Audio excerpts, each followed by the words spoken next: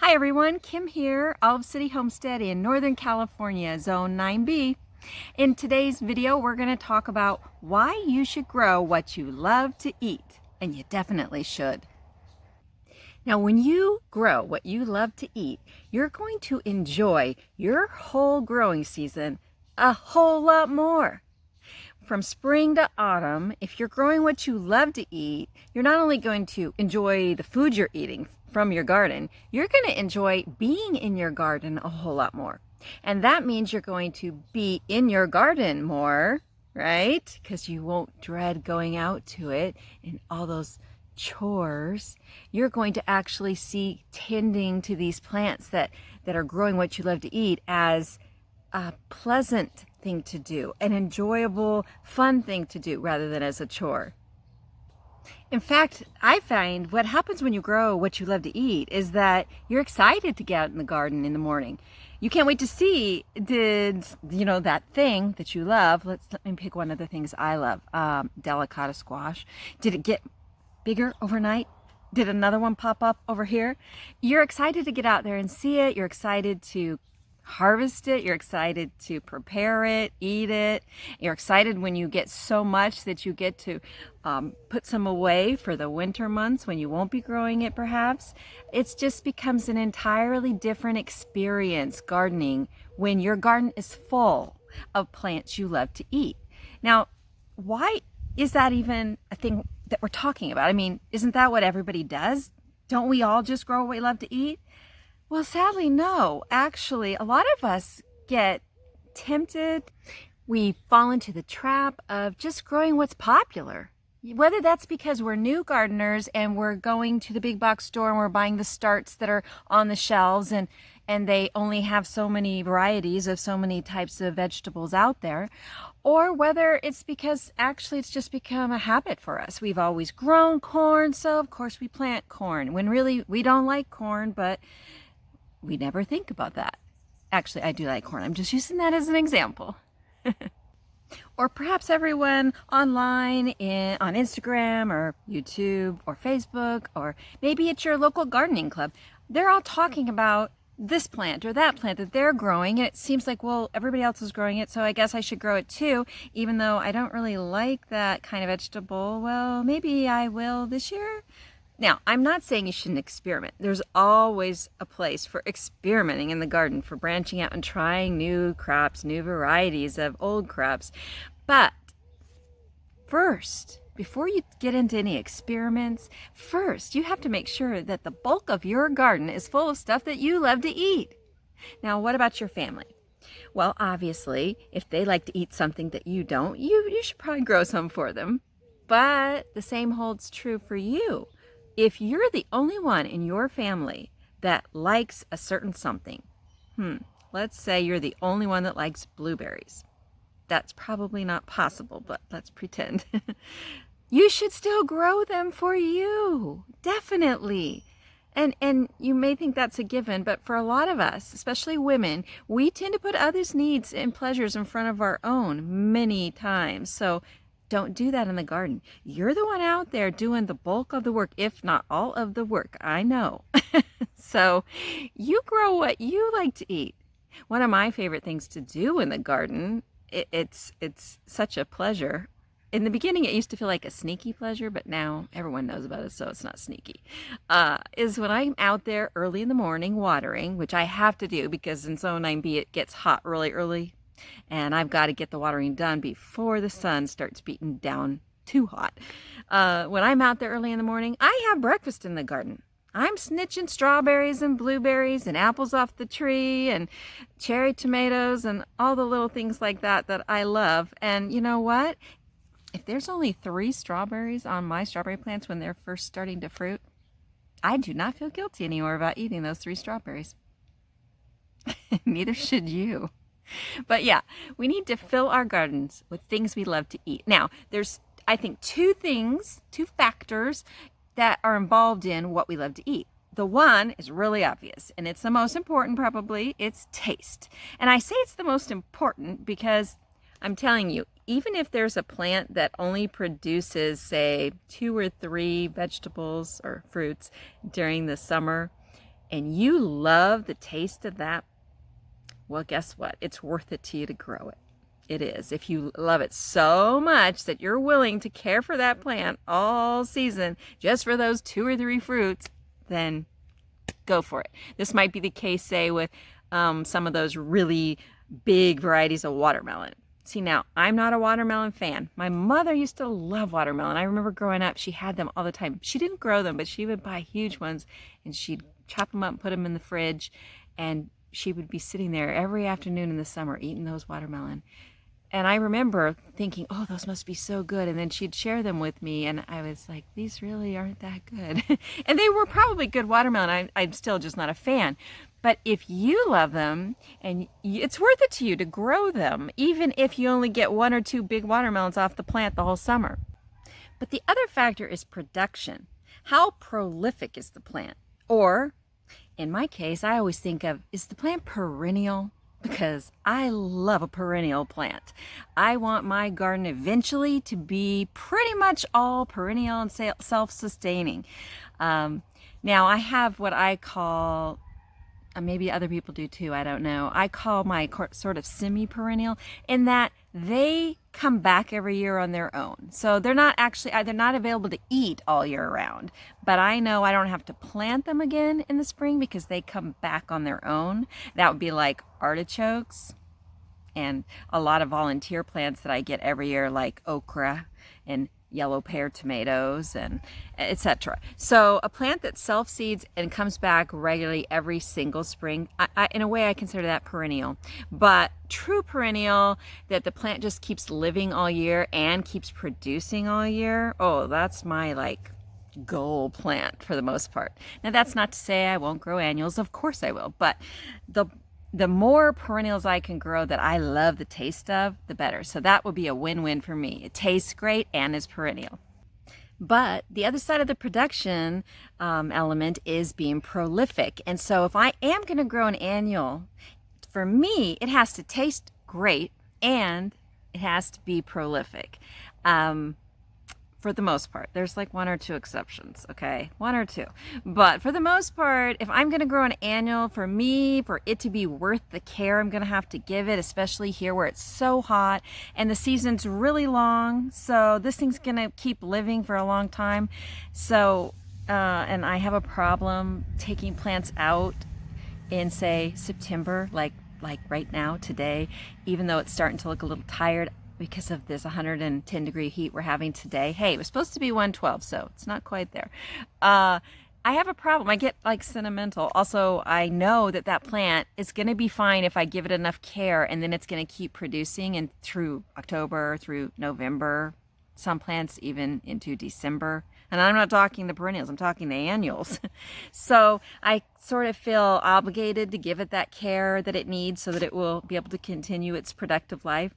Yeah, so if I'm going to do that, if I'm going to put all that work, all that effort into it, then I want it to not only taste great, I want it to be producing a lot for me.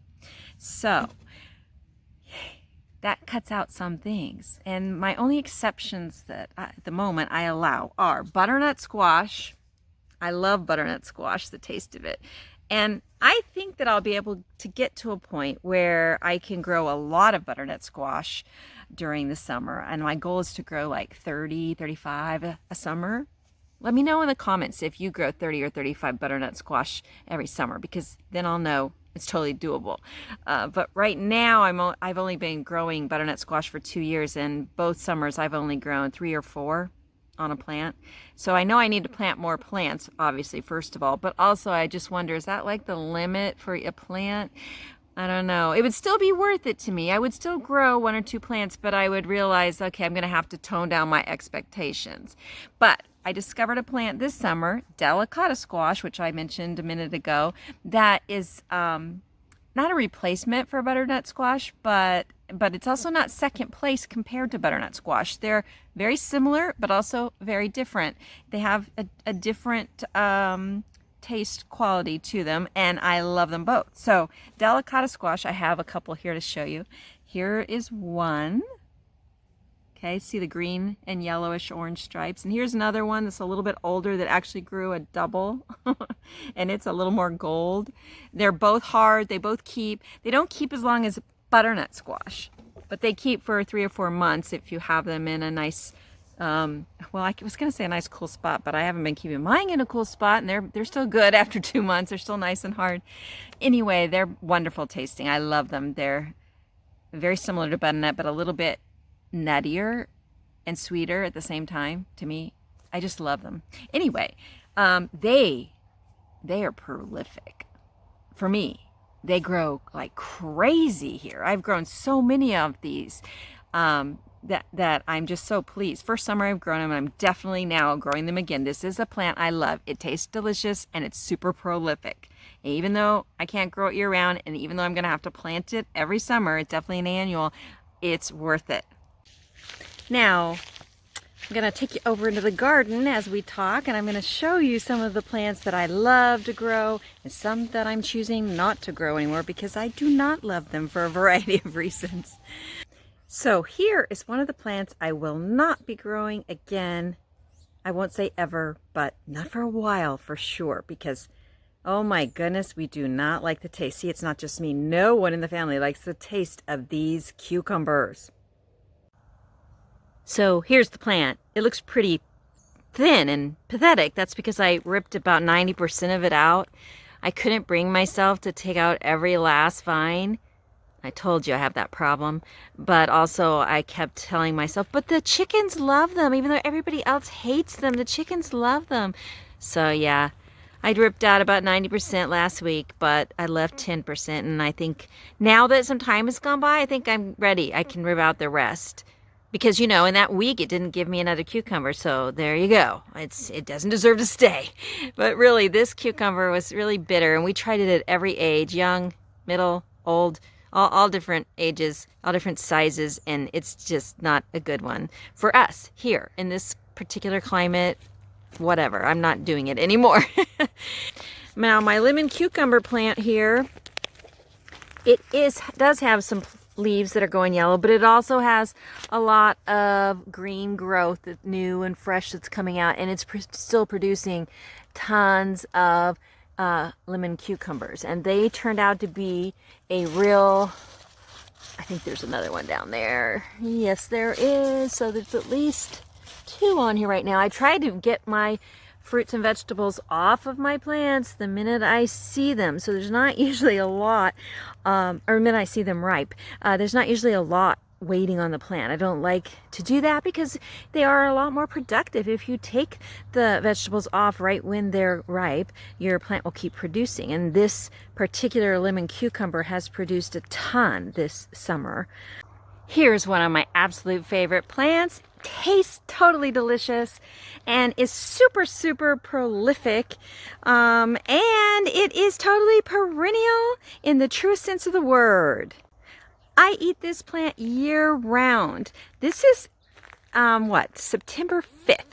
And it is 110 degrees, as I mentioned a minute ago.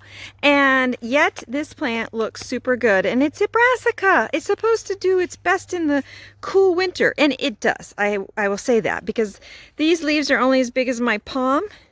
And they're pretty green. You can definitely see the tint of purple to them and in the stems.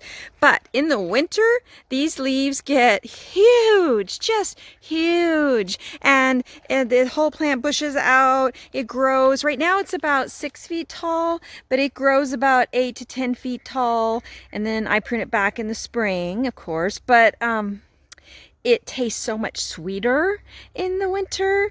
And we just, tons and tons of it. I have another one right behind this one, and I have another one planted another place, and I just took cuttings off the third one, and I planted about 12 cuttings, so I'm hoping a lot of those take. This plant does do cuttings very easily. They root super, super fast and well. So I'm looking forward to having more. But even in the summer, these leaves are really tasty. They're not as sweet as in the winter, but they're super tasty. I usually use them in stir fries. When they get big in the winter, you can also use them as wraps. Oh, just a fabulous plant. Purple tree kale or purple tree collard. Egyptian walking onions, another of my absolute favorite plants, right there in the top 3 of all favorite vegetables, I think. They are perennial. They send up little bulbils on the top in a very fun, amusing way, probably two or three times a year, and those you then pop off the top and plant anywhere you want in the garden, and they grow into another plant. So, totally self-propagating, and you use up the stems, and then they just regrow right back. These green stems right here are all new in the last 4 weeks. And then right next to them, we have another one of my favorites, garlic chives, starting to go to flower now. And they will self-seed if I let them.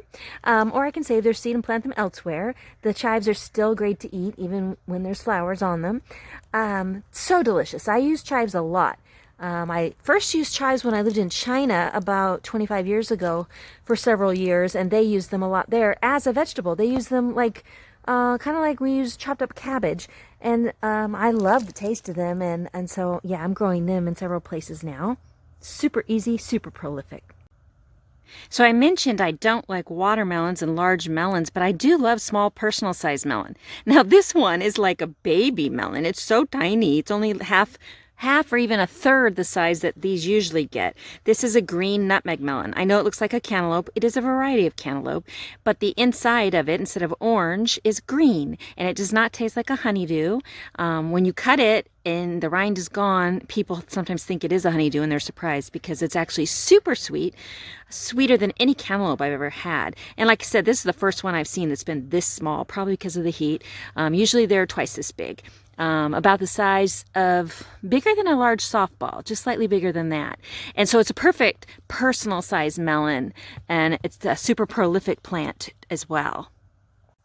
Now these are some asparagus ferns, as in asparagus, but they've gone to fern now. And I have about 8 or 10 in this bed. And next year maybe, otherwise definitely the following year, I'll be able to start harvesting those, and I love fresh asparagus. So I love cherry tomatoes, but my favorite cherry tomato of all is this orange one called a sun sugar. It is the best, sweetest cherry tomato of them all. I vouch for it. And it self-seeds. I have to eat that. It self-seeds and volunteers again in the spring. I will refrain from picking any more. That is a huge, like 40-pound Amish pie squash, which I did not realize would take over my garden. Yeah. Lemongrass. I have several of these big lemongrass bushes, and they make the most delicious tea. And they're perennial. They die back in the very end of winter here, but they come back with a vengeance in the spring. I love that about them.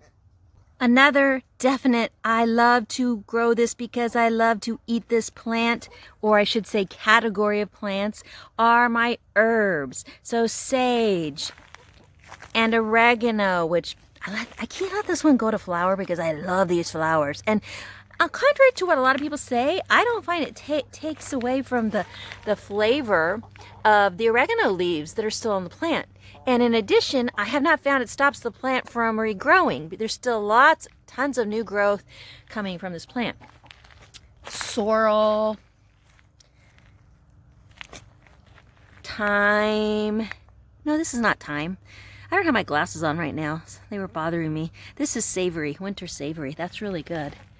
But I use it more in the winter when I make like soups and stews. Yeah.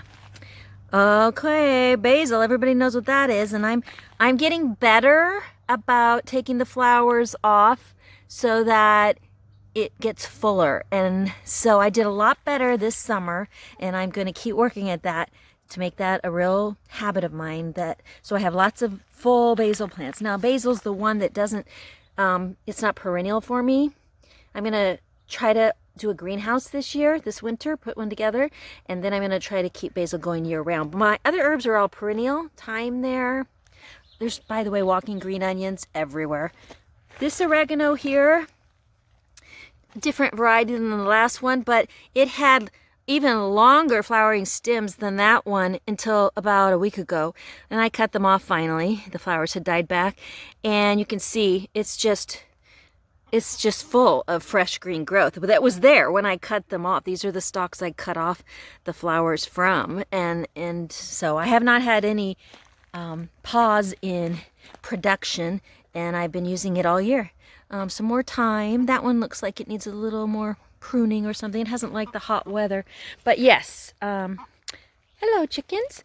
Yes, herbs, absolutely wonderful. And this last one in the bed is lemon verbena, which, like the lemongrass, makes excellent tea.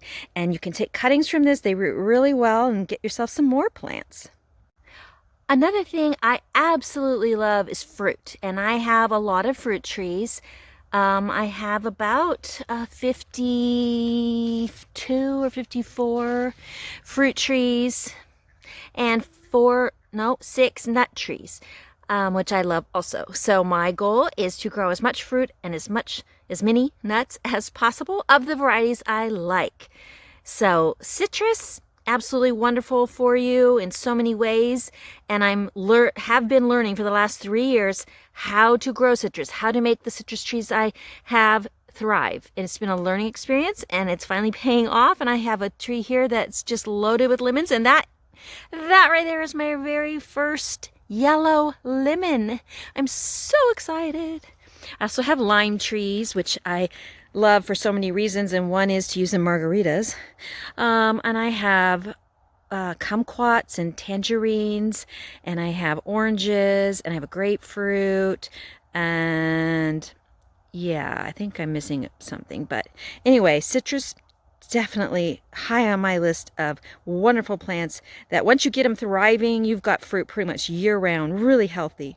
So as I said, I love fruit, and of course it's a perennial food in the sense that it comes back every year. You certainly don't have to replant it.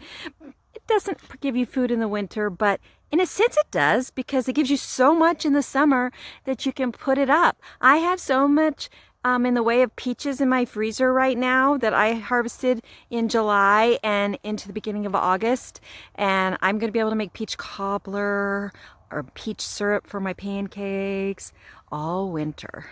And there were some peaches that didn't ripen quite with the others. They were either larger or just younger, and so I wrapped them in tulle so the birds wouldn't eat them, and I've let them ripen on the tree. And these are the last 2. Over the last 2 weeks, I've been taking them down and eating them. These are the last 2. I'm going to take them down now. Oh my gosh, just look at them. Aren't they gorgeous? They're perfect and just the right softness. I'm going to cut these up and eat one fresh, and I'm going to put one in some Greek vanilla yogurt, I think. That will be a wonderful dessert, won't it? Pears are another one of the fruits I absolutely adore. And these are just about ready to take off. I've wrapped them in tulle so they can ripen on the tree a little bit more, and that's really worked well. I say wrap, but really I've just sort of draped them, and it's worked so far to keep the birds out and away from my lovely, delicious pears. Now my artichokes are starting to send up new pups. You can see the stumps, as it were, of some of my older artichokes from years gone by. These are now 3 years old, I believe, and they just keep sending up new pups. Of course, in the spring is when you get all your artichokes, but these plants that are coming up now, and more will continue to come up throughout this bed, they get huge over the winter. They get like 5 feet tall. And then in the spring, I have dozens and dozens of artichokes. And this year I'm going to dig up some of the pups and move them around the yard so that the other areas of the garden can also benefit from the shade of the artichoke plants. Put some of the plants near them that would benefit from that extra shade in this intense heat we get. And then I also have those pretty purple artichoke flowers from the ones I don't harvest. I love those. I mean, I always harvest artichokes, but there's so many, I always let some go to the flower because there's nothing like a glorious purple artichoke flower. Now this is a ground cherry, And last year I grew a couple of ground cherry plants, and I did not like them at all. So they fall to the ground along with apparently duck or chicken feathers. I don't know what that was. They fall to the ground when they're ripe, and they're in these paper husks. And then if you take the husk off, you have the little ground cherry inside. And those are what I now call delicious. But I didn't like them at all last summer. They have a very unique taste, okay? They're very, I call it tangy, but some people hate it, and I did not like it last year. It's partially because it's not what you expect. They look like a tomato, a little cherry tomato, but they don't taste like one. And they also aren't super sweet like a cherry, but they're kind of a combination between what a sweet cherry would taste like and what a tomato would taste like. And they have this interesting little aftertaste as well. The other thing that they do is they send up hundreds of volunteers. At least for me they did. I had hundreds, literally hundreds of volunteers from these 2 plants I grew last year. And you know what? I threw most of them away into the compost pile because I thought, well, nobody liked them. I didn't like them and no one else liked them. But 2 survived. 2 of the volunteers survived. And I said, okay, they want to live. I'll let them live. And lo and behold, now I like them. I don't know if it's because I know what to expect now or because they grew on me, but now I like them. So sometimes you can change your mind. At least I certainly do. The smoke has moved in again here. It's come and go the last few days because of the nearby fires, but that's all right. We had some sun today, and the fires are finally starting to get under control a bit anyway. So I hope you enjoyed seeing some of those plants that I grow because I love to eat them. And because not only do they taste good, but they either self-seed or they're perennial year-round. And oh, that's just, you know, bonus on top of everything else. Of course, I didn't cover everything. There are some other annuals I love to grow, like sweet peppers and some hot peppers. I don't like bell peppers, so I don't grow them. And of course, I also love zucchini. And I say of course because, well, of course, doesn't everyone love zucchini? And plus it's so easy to grow. And I also love lettuce, and so I grow a lot of lettuce, which you would think I couldn't do because it's so hot here, but I don't just grow them in the early spring. I also grow them in the shade in certain microclimates, so I can get away with growing them into early summer, and then I grow them again in the fall and late into early winter even, because we don't get that cold here. And also, I love the thing about lettuce I love is that I let them go to flower in the end, and then I just lay them down in the beds, and then early in spring, early February, I have dozens and dozens of lettuce just popping up everywhere, so I don't actually replant them in the spring. So in that way, they're sort of perennial. So our median cucumbers were a great discovery this summer. You know, when you grow what you love to eat, you'll be more satisfied than ever with your gardening efforts because you'll actually be consuming the food you're producing. Look at those great artichokes. When you meet your needs and your desires at the same time, well, nothing can be more satisfying than that. And the flowers of those artichokes, nothing can compare with them. Also, you're going to be less dissatisfied because you won't be growing things that you really don't like to eat, and then you end up like neglecting them because they're not really that important to you, and then they don't produce and they go bad and you feel bad, you feel guilty even, and you end up throwing them away. I mean, they can go into your compost, or if you have animals, you can feed them to your animals, but still, you could be using that space in your garden for stuff that you will actually eat and enjoy. So really think hard about growing those things that this summer you just didn't eat and you ended up throwing away. And don't grow them again. Grow something else instead that you love to eat. When you grow what you love to eat, you're also going to become a lot more successful as a gardener. That's because, first of all, you're spending a lot more time nurturing those plants because you love them and you want them to do well and you want as many of those fruits and vegetables as possible. And so they're going to do well, you giving it that much extra time and attention. And the other reason you're going to become successful is that after several seasons of growing the same plant, the same variety of a vegetable or fruit, you are going to know it better and better. So it's one of those circular things. You grow the plant for several seasons, you become really expert at it and successful in producing tons of fruit, really quality fruit that's so delicious and you love it so much. And you do that because you're not only growing it for several seasons, but you're paying such great attention to it and giving it just what it needs.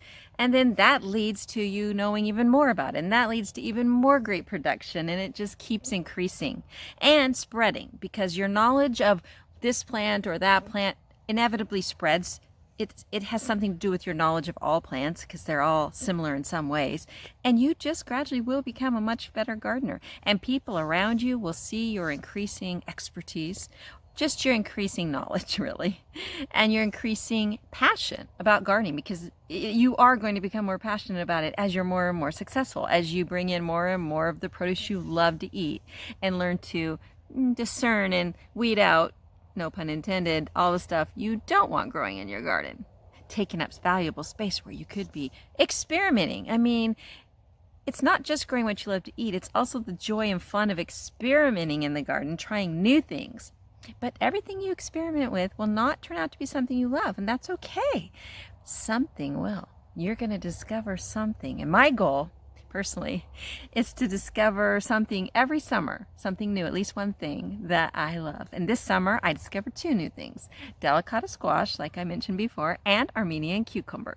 And then I also changed my mind about the ground cherries, like I said. So that's a good thing, a very good thing for me, a lot of progress.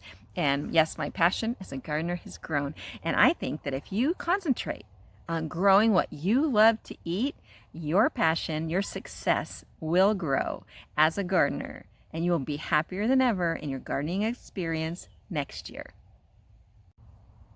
Thanks for joining me today, everyone. And if you like this video, hey, give it a thumbs up. I'd appreciate it. Also, if you'd like to see more videos like this one with easy gardening ideas, tips for simple living homestead, well, subscribe if you haven't already, and hit the notification bell. That way you'll know whenever I upload new content.